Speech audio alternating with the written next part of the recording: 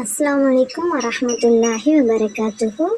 இன்றைக்கி நம்ம சுவையான ஒரு லஞ்ச் பாக்ஸ் ரெசிபி செய்ய போகிறோம். இது மீதமான சாதத்துலேயும் செய்யலாம். நீங்கள் ஃப்ரெஷ்ஷாக சாதம் ரெடி பண்ணி அதில் கூட செய்யலாம்.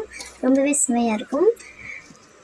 இது போல் ரெடி பண்ணும்போது குழம்பு சைடிஷ் எதுவும் தேவைப்படாது.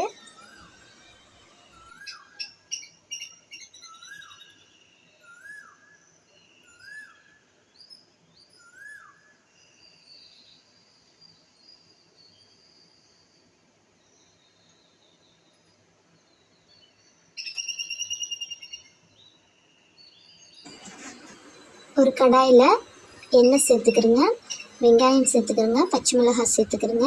இதை வதக்கிடலாம். இதோட பூண்டை தட்டி சேர்த்துக்கிறங்க. இஞ்சி பூண்டு கூட சேர்க்கலாம், ஆனால் நான் சேர்க்கலை. பூண்டு மட்டும் தட்டி சேர்த்துக்கிறேன். ஒரு 5-6 பல் பூண்டு உரிச்சிட்டு தோல் நீக்கிட்டு அதை இஞ்சி உரலில் போட்டு தட்டி சேர்த்துடலாம். தக்காளி சேர்த்துக்கிறங்க. உப்பு 1/4 டேபிள் ஸ்பூன் சேர்த்துக்கிறங்க. இது நல்லா வதக்கிடலாம். தக்காளி வெங்காயமும் நல்லா சின்ன சின்னதாக கட் பண்ணி சேர்த்துக்கிடலாம். இதோட மிளகாய்த்தூள் சேர்த்துக்கிறங்க. இல்லைங்க வேறு எந்த மசாலாவும் சேர்க்குறேன்னா சேர்த்துக்கிடலாம். நான் எதுவும் சேர்க்கல, மிளகாய்த்தூள் மட்டும்தான் சேர்த்துருக்கிறேன்.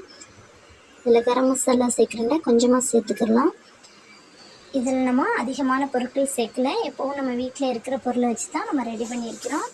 இப்போ வெங்காயம் தக்காளியை ஓரமாக ஒதுக்கி வச்சுட்டு ஆயில் சேர்த்து முட்டை சேர்த்துக்கிடலாம். குறைந்த தீயில் இருக்கட்டும். இப்போ முட்டையை சேர்த்து வேக வச்சுருங்க. வெந்ததும் மிக்ஸ் பண்ணி விடுங்க.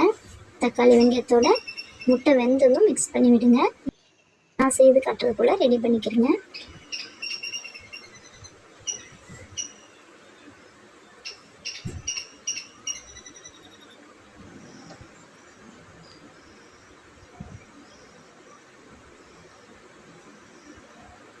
நான் இப்போ செய்து காட்டுற ரெசிபி எல்லோரும் செய்யலாம்.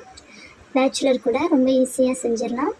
இப்போது நம்ம வேக வச்ச சாதத்தை அதோட சேர்த்துடலாம். சேர்த்து பரட்டி விட்டுருங்க. இப்போ சப்பாத்தி புரோட்டா இதெல்லாம் மிஞ்சிருச்சுட்டா இது போல் ரெடி பண்ணியிருக்கிறோம். நிறைய வீடியோ நான் போட்டிருக்கிறேன். அது போல் தான் இப்போ நம்ம சாதத்துலேயும் ரெடி பண்ணியிருக்கிறோம்.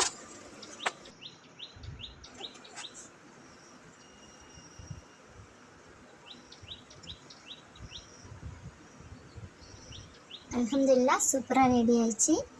நீங்களும் இது போல் சுவையாக செய்து சாப்பிடுங்க இன்ஷா அல்லாஹ்.